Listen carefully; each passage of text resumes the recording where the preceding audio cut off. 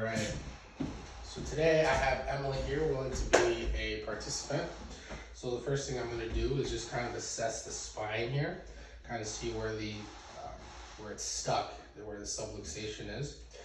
Then I'll have Emily take a big deep breath in and all the way out, just like that. Good. And we'll do one more of that. Big breath in and all the way out. Good. Excellent. So we got that one to go. It was pretty easy. And then I'll have Emily face this way on the side. We call this a side posture adjustment. So we are basically adjusting the lower back. All right, so big deep breath, Emily. All the way out. Good. And then I'll have you face up.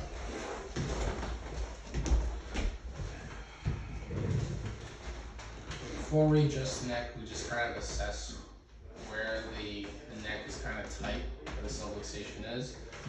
And once we find it, I'm going to gently turn your head this way. And just like that. I'm not sure if you can hear that on the camera though. Okay.